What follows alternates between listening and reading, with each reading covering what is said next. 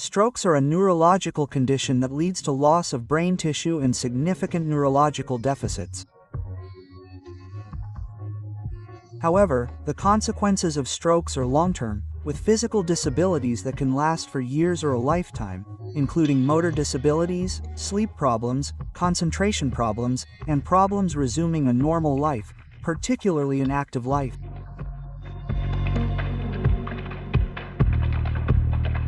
This is something that is increasing every year, and we know that the progression will continue for a long time, due to the aging of the population and the fact that certain types of consumption and lifestyles are also increasing the number of strokes among young people. There are two types of strokes. Ischemic strokes. This is a clot that blocks an artery in the brain, limiting the supply of nutrients, oxygen, and glucose, and causing neurons to die very quickly. And then there are hemorrhagic strokes. This accounts for 20% of strokes, which are either an aneurysm rupture, for example. So this is blood that spills into the cerebral paranasal wall in the brain, or is related to trauma, which involves the very acute phase of endovascular medication for ischemic strokes, or the surgical phase or traditional hospital management for hemorrhagic strokes. But what is also important is to be able to combat and treat the neurological after effects of these strokes.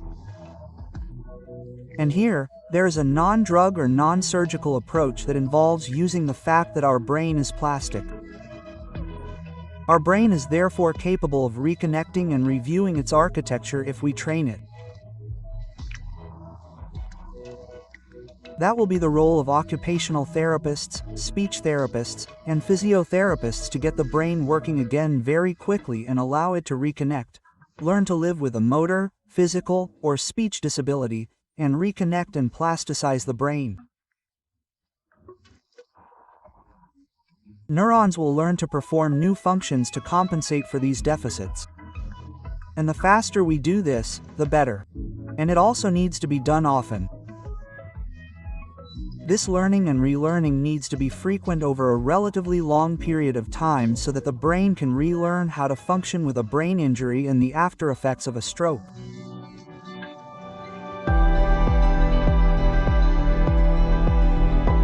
Research must provide a better understanding of the mechanisms and prove new therapeutic strategies for these patients.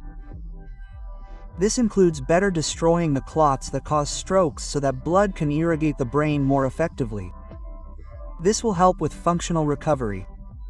We also need to develop strategies to protect brain cells and prevent neurons from dying during a stroke. And then, for the rehabilitation and functional recovery aspect, we need to find strategies to help neurons become more flexible and to be able to resume the functions of neurons that have died during functional recovery. And that's where real work needs to be done. There's a real lack of work in this area on understanding these long-term recovery phases of the chronic phase of strokes, using occupational therapy and physical therapy tools. And that's where a whole area of research is really lacking, and many people are thinking about and working on using artificial intelligence, for example, to help with these functional recovery strategies.